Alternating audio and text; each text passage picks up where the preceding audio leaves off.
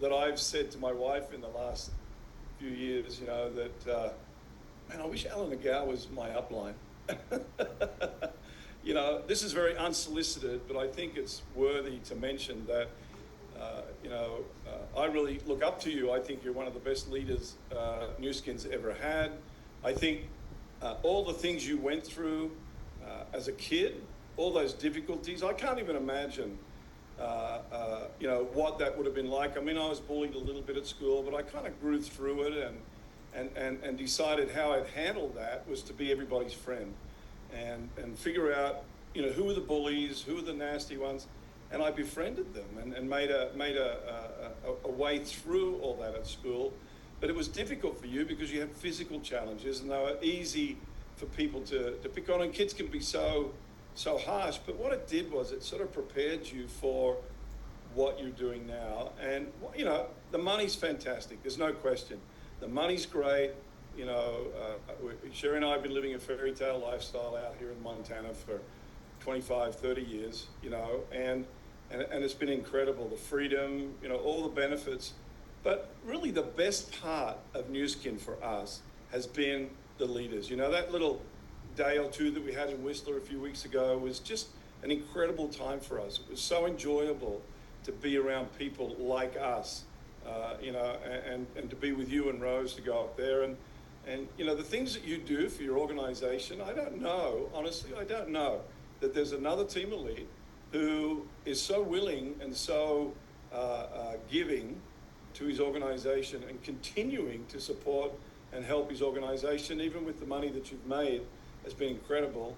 But, so I just want to take a couple of minutes there just to share and say, and I'm sure the people in your organization know how lucky they are, but I think, hearing it from someone else unsolicited, it sort of brings it home and allows them to see that, they are lucky. And, you can do one or two things. You can take advantage of his leadership and who he is, or you can just sort of blow it off and think, we've heard Alan this time, we've heard Alan that time. But honestly, I've got in my story, I've got some stories about some of the things that Sherry's in my upline did. And, they were thinking in the beginning that we may not last in business. And so they were, I really even hate to say this because it's negative, and I don't like talking about anything negative, but they were doing some things they shouldn't have been doing. Let's just put it that way. And it really hurt us in the early years. And so what it did for me was it sort of made me more aggressive and it sort of made the commitment level go up, if you like. So let me go back a little bit and start off by, I think, I've been sort of thinking for the last few days, Alan sent me some texts about what he wants to hear tonight. And I think, I used to listen to Craig Tillotson, who is in Clara McDermott's son, Craig Bryson's brother-in-law. He helped write the compensation plan for New Skin over 40 years ago, when they began the whole process.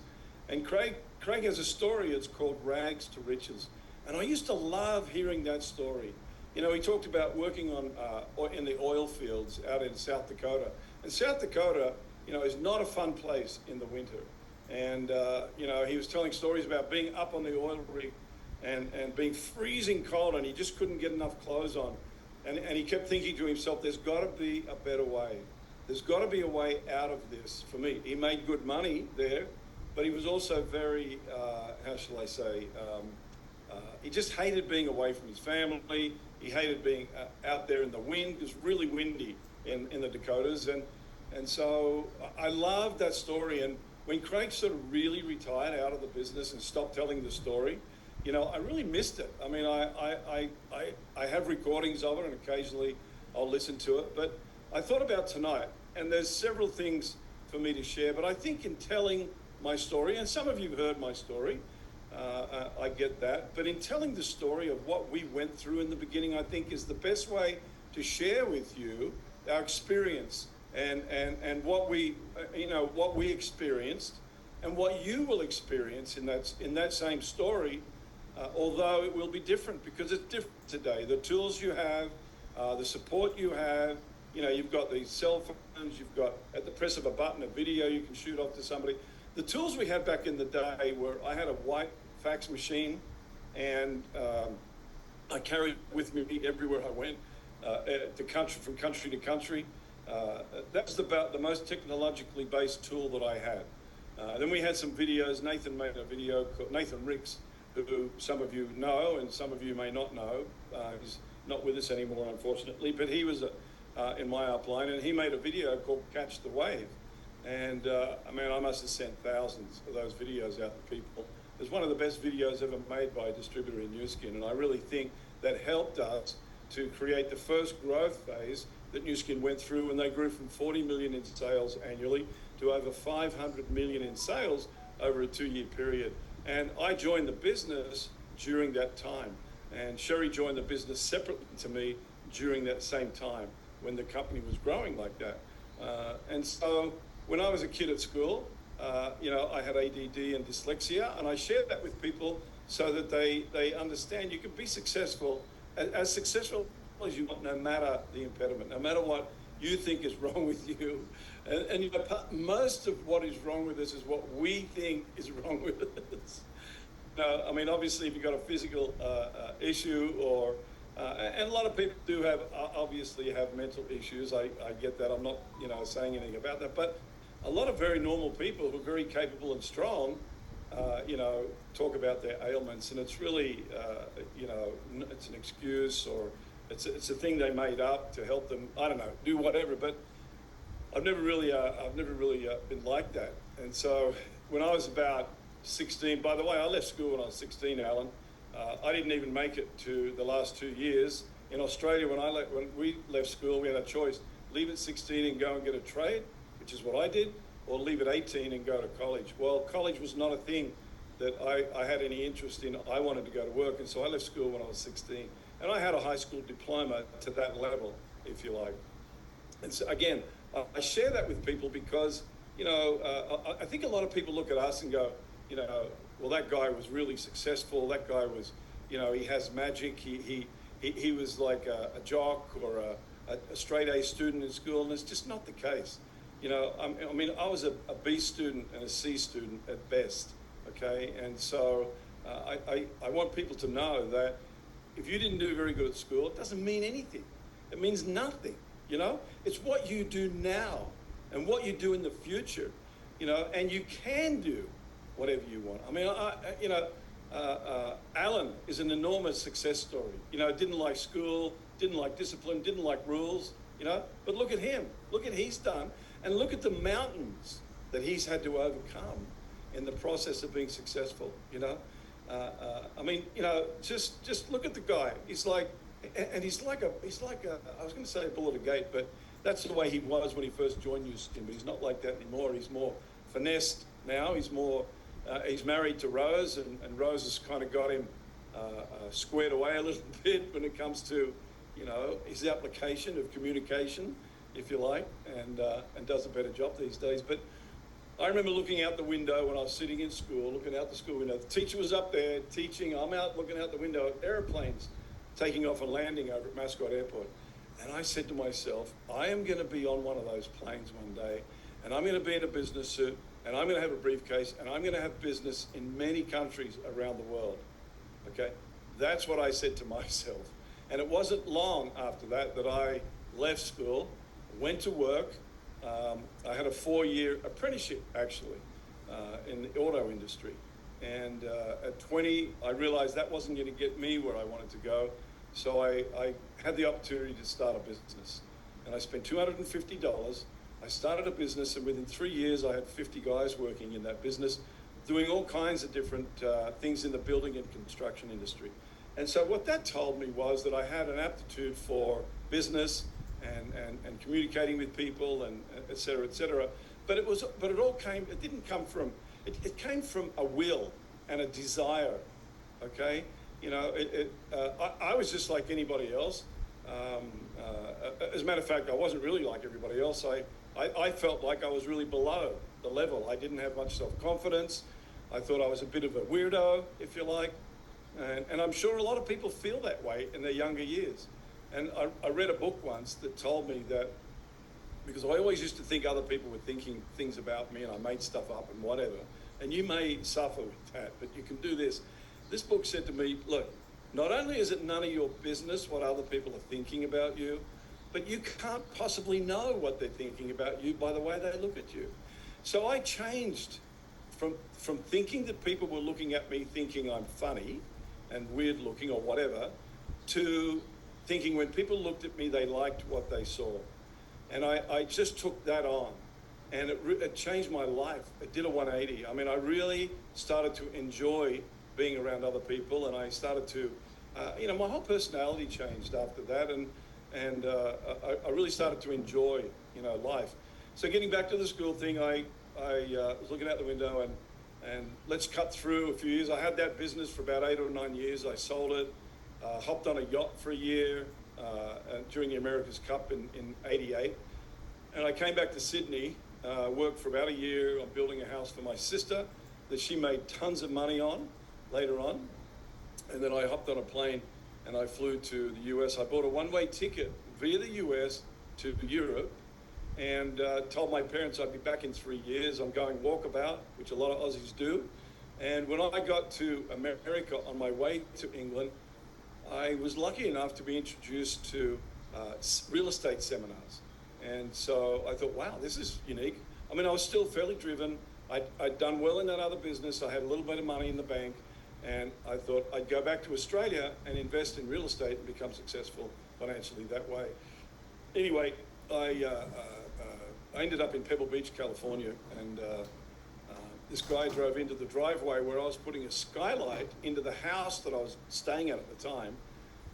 He drove in the driveway and he got out of his car and he looked up at me, and I'm standing on the roof of this house, and he goes, "We're going to be rich." Now, this is a guy that I'd met like once or twice over there. I don't know how I met him, through someone I know, but he said, you got to come down, you got to come and talk to me.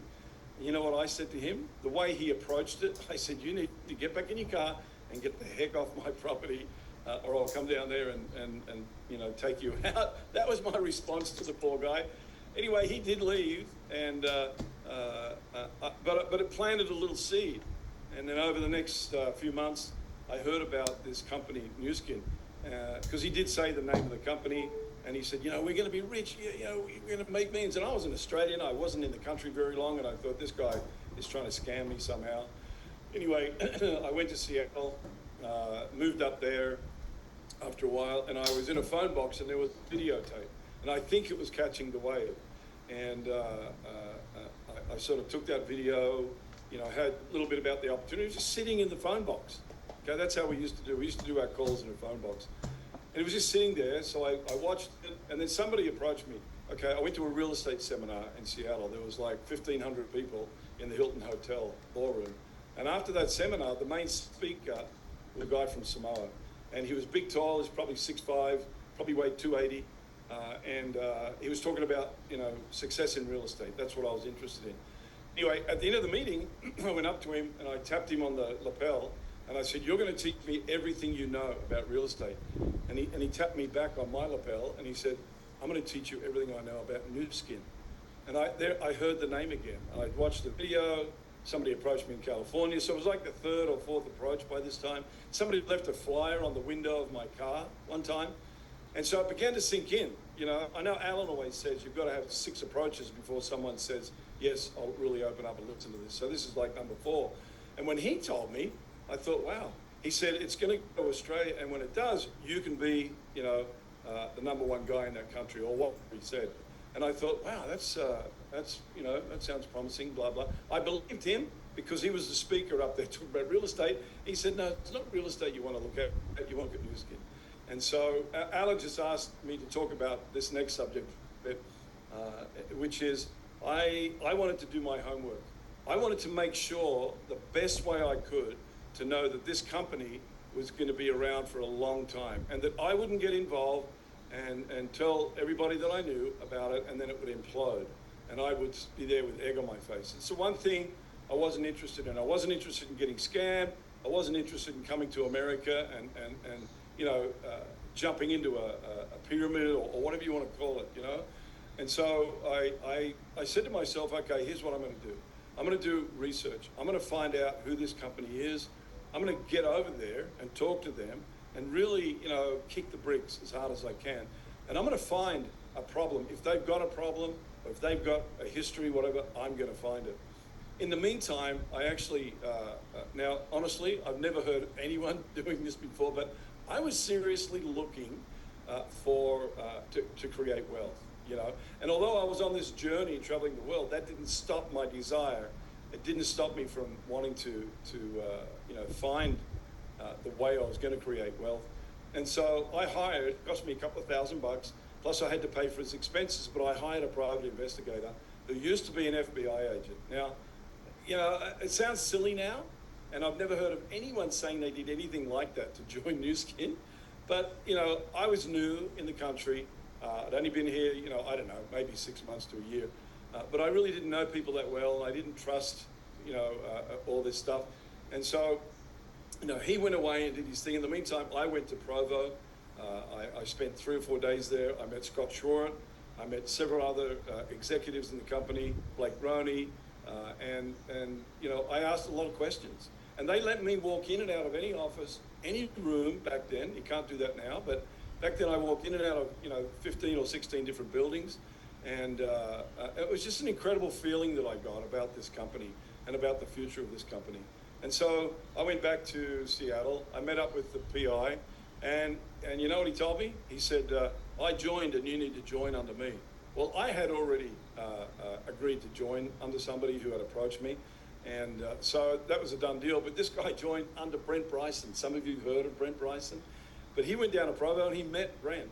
He was looking for a leader who'd made money. Brent was making a little bit of money at the time. And he talked to Brent and he joined the company with Brent. So then, I didn't stop there, all right? Then I got a chemist to analyze the products and just tell me if he thought what was in the jar was on the jar. Okay, so in other words, I was trying to make sure that what you're buying is really what you're getting and not just a bunch of crap, okay? And then I sent the product back to Australia to my mum, my sister, my girlfriends, just different people. And then I bought a total package. And on a Saturday afternoon, in a brand new area, I'd only been there for 3 months, and I went around and invited the neighbors to come to my place to share this product. That was pretty gutsy because I didn't know them. I didn't know who they were, but I just knocked on their doors. I said, look, I'm having a business presentation on Saturday at my place. I'm new in the business. I just told the truth and said, I need to practice. I need some people to come and have a listen. Well, on that Saturday, I sold $700 worth of product. And it really kind of freaked me out. I mean, we just opened up all the stuff on the coffee table. There was probably 6 or 8 people there, and we were throwing the stuff around on us and doing all this. I think we did a couple of facelifts, half facelifts, and I sold 700. And I thought to myself, wow, this is a real business. This product will really sell. And so I obviously decided at that point to make a commitment. Now, Alan asked about this also. The size of the commitment in the beginning, which helped me get through a lot of the adversity that I'm going to talk about here in a moment, that came from all that research I did in the beginning. Now, there was no internet, no computers, there was none of that. Any information that I had to gather from fax machine or someone sending me material, brochures, videos. That's the only way we could gather the information. And I did gather as much information, as I could. And it allowed me to make a commitment. So after going to Provo, coming back, I went into my office and I had a world map up on the wall.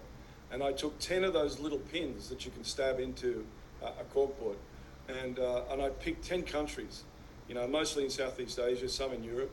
And I said to myself, okay, I'm going to launch those countries with Nu Skin over the next 5 years. I made a 5-year minimum commitment, okay?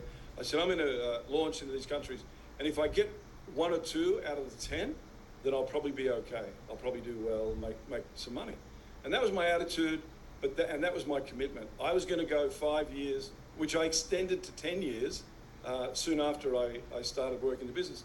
But let me tell you this, I've had a lot of thoughts throughout the last 48 hours about the best things that I can share with you, apart from my excitement about what's happening in the company right now, is that you're gonna come up against walls. You're gonna be scared. I was scared in the beginning.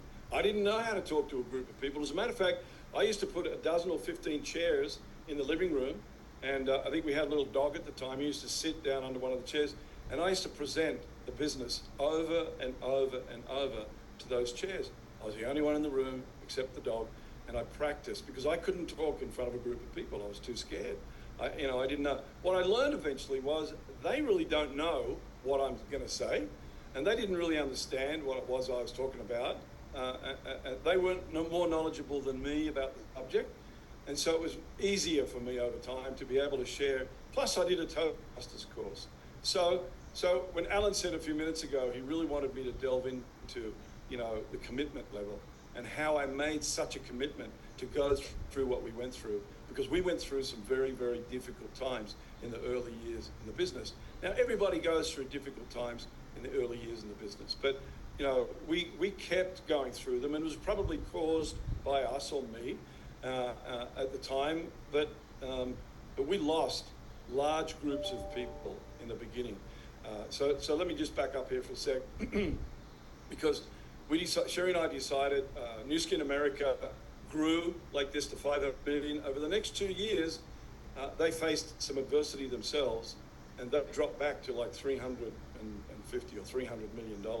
And in that time, the entire group that Sherry had built, and because she was in the business before me, disappeared. She had about 1,000 people in the group, and over 930 of them quit the business because the company was sort of doing this, and they believed that the company was going to go out of business. Well, I had talked to Steve Lund, Blake Roney, who confirmed with me that not only are they not going out of business, but they've got enough product, going to shore up, and they're going to go forward, so no matter what. And it really gave me confidence. But so I made the commitment to do this business no matter what it took. Okay, I didn't have a lot of other options. I knew I could make it in real estate. I felt fairly confident I could do well in real estate. But this business shared with me the opportunity to be free myself and financially free.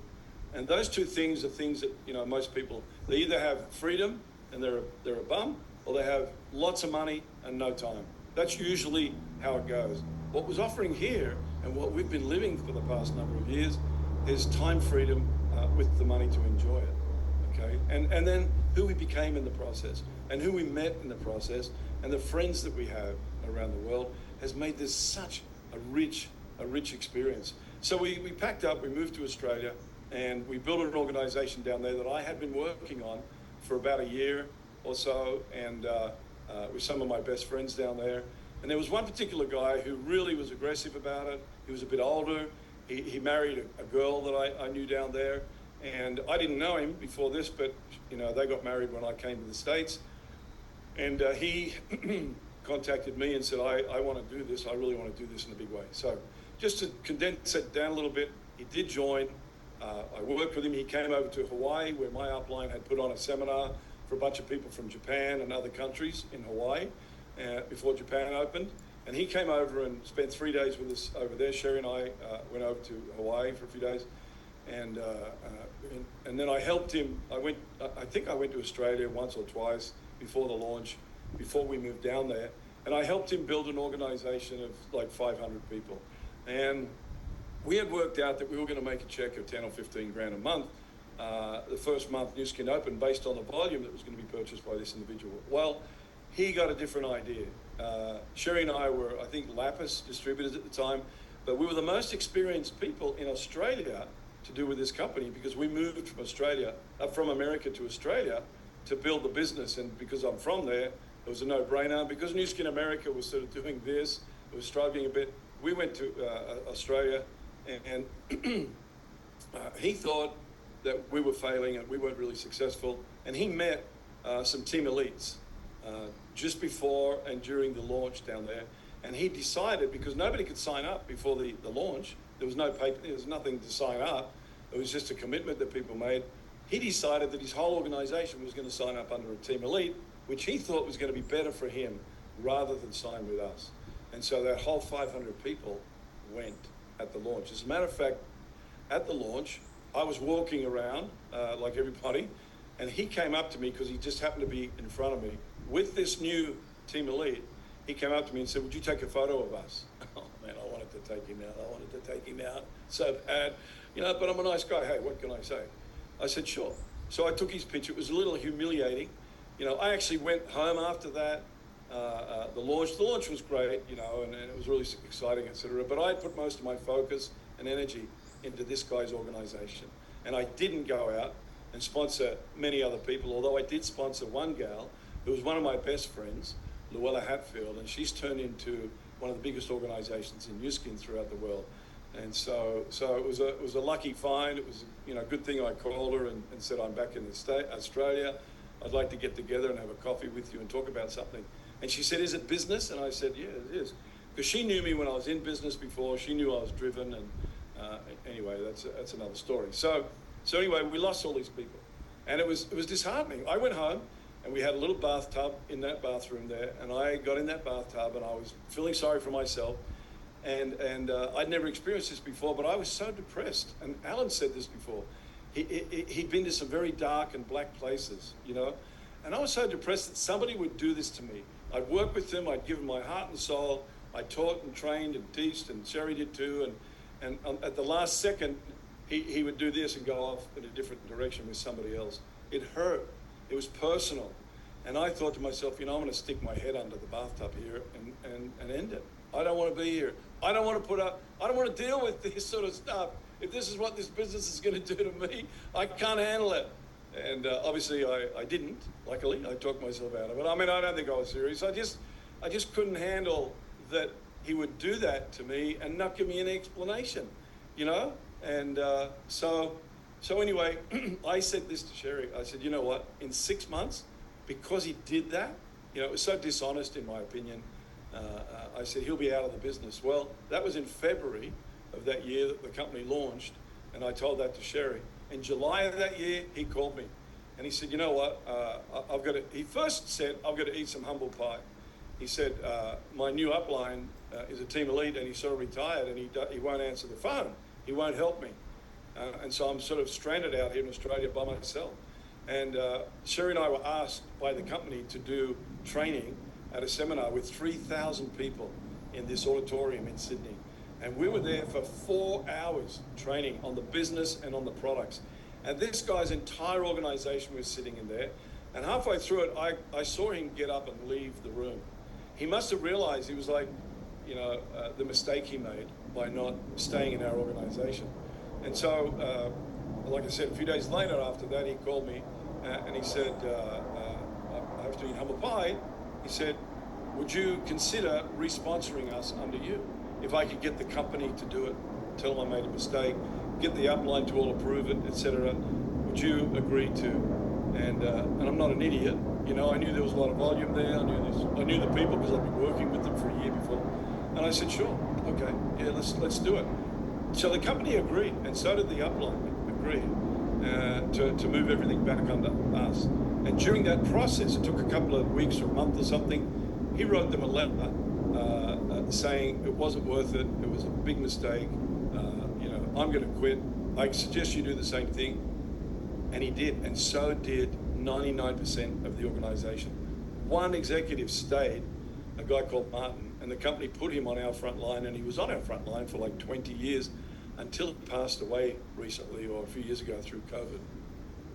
And so, what that experience did for me was made me stronger, made me more, sort of a little bit angry inside, but also just made me stronger. That was one of the toughest things I've been through in business, and it just made me stronger. It made me more willing to go through whatever I had to go through, and it sort of reminded me of my commitment that I was going to do this no matter what. It didn't matter as long as it was good and helping people, and it was nothing against the law or whatever. Then I was going to. I actually decided I wanted to be one of the biggest organizational leaders in the company, and I wanted to have one of the biggest international businesses in Newskin. That was kind of my goal. And so, by the way, I've told this story over 4 hours, 5 hours, an hour. 25 minutes is not a lot of time, and I'm probably way past it. But let me just say that we didn't have a lot of money because that group start with us. but they were going to open up Malaysia. So I'll shorten this up a little bit and say that I moved to Malaysia on the advice of the Australian general manager, who said to me, if you don't get up there, they're going to open Malaysia in the next year. And if you don't get up there and start building a group, he said, now, this is nothing against the Chinese, okay, but he said, the Chinese will eat you alive. That was his exact words. Now, he was later fired by Nu Skin, probably for talking to people like that. But I went to the Malaysian consulate with a lawyer who was in my organisation in Sydney, and we got a couple of phone books in Kuala Lumpur. And we, over the next week or so, we called a number of people in Kuala Lumpur that were lawyers or in real estate. And we set up 20 meetings up there. And he and I went up there about 2 weeks later, and we spent, the next few weeks up there doing meetings with these people saying, this company's coming, we want to teach you how to do this. So over the next 6 to 8 months, we built an organization of some 10,000 people around Malaysia. We had 25 slide projectors. Now, when I say that, a lot of you don't even know what that is and won't know what that is, but it's a machine that used to have slides in it that we would press a button and it would turn and the slide would shine up on the screen in front of us, and we'd be able to tell the story. We had 25 of those going around Malaysia, and people were just wanting to join. And unfortunately, after that 9 months of being there and being very successful and preparing for a massive launch, we probably would have done millions of dollars of business that first day of the launch in Malaysia. But what happened was the Prime Minister and the Trade Minister were sort of fighting over who was going to have the 30% partnership that was required to have with Nu Skin. And it was the Trade Minister's daughter and the Prime Minister's son, I think, were fighting. Oops, sorry about that. We've got a cat who just joined me over here. And they had this fight going on, so the Prime Minister said, this company's not going to open. Now, Nu Skin had spent $5 million on leasing an office. It was gorgeous, right in the middle of KL. Beautiful office. They had all the products over there. They had the brochures. They had everything set up. They had the staff hired. And it was about the month that the general manager in Australia said it would be. And they had to get 7 different licenses. Well, they got 6 of them. And this is when the Prime Minister cut in and said, they're not going to open. And I don't know when they will open. And he just put the kibosh on it. So after 9 months of being in Malaysia, and by the way, I had 20 people follow me from Sydney up to Malaysia and helped us to build that organization that eventually just had to peter out. One of the guys, I remember his name was James, and George Kalliga sponsored him. James was a lawyer, and he got into MLM, and we heard a few years later, because they stayed in touch, that James was making like $50K a month out of a different company, and he thanked us for bringing him the idea of MLM, because it got him out of the lawyer's office and into our industry, and he became very successful with another company. And it was 7 years later that Nu Skin opened up Malaysia, and I didn't go back for the opening by that time. I had quite an organization in different countries, and we ended up with a dozen team elites in that country. We've done very well out of it for a long time, but I wasn't, wasn't inclined to go back at that time. And so that was a big loss, another big loss, and I got out of there, I was broke, I hopped on a train. It was a 12-hour ride, a 4-hour car drive, and a 12-hour ride on the train to Singapore. And I got to Singapore, I was broke. We weren't making any money out of this yet, maybe a couple $1,000s a month, but our rent was $1,200. Then we had to feed a couple of kids and pay for, this and that. And so I get to Singapore, and I look for a place to stay. And I went to a what do you call them? Not a halfway house, but anyway, I went to this place. They're supposed to have cheap beds for the night, $10, $15, whatever. And I gave the gal my credit card, and she took it, and she ran it, and it backfired. And so she came back to the counter, and she said to me, I remember exactly, she said, cannot. And I knew there was smoke coming off that credit card. I knew it was maxed out. It was over maxed out, and I knew it wasn't going to work, but I was just hoping, that it would happen, and of course it didn't happen. And so that night, and this is against the law in Singapore, but I didn't know it at the time. I slept on a park bench. Luckily, it was warm. The weather was there. I had a newspaper I put over myself, and I really slept on a park bench. I made a reverse charge call to a doctor in Sydney the next day, and he took the call, and I said to him, do you know anybody in Singapore? And he did. He knew a guy up there who he introduced me to, who let me come and stay with him for a day or two, while the doctor in Sydney bought me a ticket to London, because I heard that Europe was going to open. I heard England was going to open over the next, 6 months, 12 months. And so rather than come back to Sydney, where my new wife was with our 2 kids, living in Sydney in a different country with hardly any income. I mean, she came home from a training one day with about 20 of our executives to have a little sort of fun party. She got to the front door and the power had been shut off at the house. And she turned around. Luckily, she thought quickly. She said, oh, this notification says there's a problem with the electricity and we can't go into the house. So Luella spoke up and said, oh, well, everybody can come back to my place. She lived about 10 minutes away, so that's what they did. But it was because we couldn't pay the bill, the electrical bill. I mean, it's just like on and on and on, It was one thing after another. I was lucky in Malaysia. There was a guy up there who I liked very much. He liked me. He let me stay in his place for free, and I built an organization under him, which obviously eventually didn't happen. But we did work with him in Korea later, where we built a group of like 600 or 800 people there, but we lost them also. And let me just, Alan, I can go on and on and on, but the persistence part of it was all I could think of. When the people quit in America, that 1,000 people, the people moved organizations in Sydney, when Malaysia didn't open, we went to Thailand eventually in 1996, I think, and Thailand, we built an organization of like 5,000 people over there, ready for that market to launch. By that time, we had some experience, we had some knowledge, we had some very serious people in our organization, and we built. And there was another organization there competing for these same people, and they had more money than us, and they offered some of our leaders money to come over to them. And so almost 2,000 people of our organization at the launch went to that organization. And it was heartbreaking because I knew that we could, support them. I knew that they could be successful with us. They were friends because we'd been there for almost a year again. George Caligaris, John Connolly, a number of the leaders in our organization, Luella Hatfield, Stephen Kusturian, all these people sort of came with me. John said once, I was like the Pied Piper. I used to go from country to country and have all these executives follow behind me, and we'd launch the country, and then I'd go off and do another one. We did the Philippines, we did France, we did, many countries in Europe. Japan was a country that we went over and launched. I think I worked in 13 different countries over that time. And my beautiful wife was home with the kids, training and teaching and working the business from home. She worked as hard as I did. But I sacrificed those first few years away from my beautiful wife and our kids and our family. And it was tough. I remember in Singapore, it's really hard for me to talk about this because I get choked up. But I remember sitting on the stairs of the YMCA. It was the YMCA, right? I remember sitting on the stairs of that YMCA, and I had a little moment to myself, feeling sorry for myself, and I began to cry.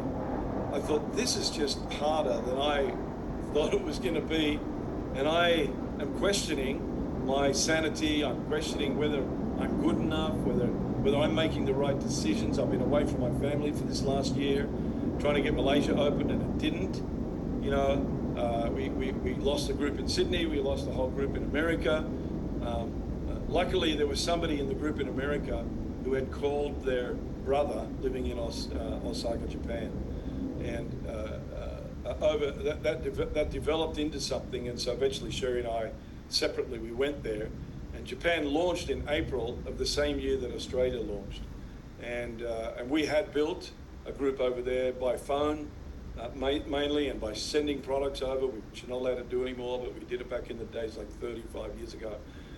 And we ended up with some pretty good people over there. We ended up with an organization with over 100 team elites in it many, many years ago. Truthfully, a lot of those team elites are no longer in Newskin. They made millions and millions of dollars, and they frankly went off and did other things. And I'm sure they still get a check today, but And New Skin's rules about our industry changed dramatically in the last 10 years, and it's really made it difficult for those guys to build their businesses. Sherry and I were sitting in a convention at Salt Lake probably 15 years ago, and we had 600 or 800 of our organization just from Japan sitting in one part of that auditorium. And we had that particular recognition night, we had over 50 new team elites go across the stage just from our organization. And you know, we could have quit the business. We could have quit the business many times over, you know, but we made the commitment. And by the way, I talk about me. It wasn't just me. It was Sherry and I together. You know, we made the commitment. By the way, we met at a New Skin meeting in Seattle. Jeff Mack was the speaker, and he was fairly new in the business. Sherry was new. I was new. We're all new, but there was probably 150 people in this room. And I met her just a few minutes before the meeting started, and we created a friendship, and you know, ended up becoming a New Skin marriage, and New Skin babies, and New Skin, you know, the whole. We've got blue blood, by the way, you know. So it was just, and we had the same goals, the same dreams, and we were able to come together and build the business together. And through that adversity, through those things that happened to us in those early years, there's a lot more to it, but due to time, etc., time constraints, you know, I have to wind this up. But you know, we never quit. Okay, we never gave up. One time, Sherry came to me in our little dinky little house in Sydney that we were trying to pay the rent on, and she said, "You know what? This doesn't seem to be doing what we wanted it to as quickly as we wanted it to." She can sing, by the way. She's got a beautiful voice. She said, "I think I'm going to pursue a singing career." And I don't know. I looked at her, and I adore my wife. I absolutely adore her. And I said to her, "Okay, you can do that, and I'll support you, but I'm doing this. I'm doing New Skin, and nothing is going to stop me from being one of the most successful leaders in that company." Just like that. And she looked at me, and was like, "Wow." I mean, I didn't yell it. I just said it, and it was very clear. And she knew from that I wasn't going anywhere. And so, needless to say, she didn't pursue her singing career. You know, she stayed on track with building our New Skin business. And you know, we laid the foundation. We went and opened Korea. We lost an organization over there too because of stupid mistakes that we made. You know, luckily, we did have some winning countries. You know, Japan was a winner. You know, countries in Europe were winners thanks to our leaders and our people there.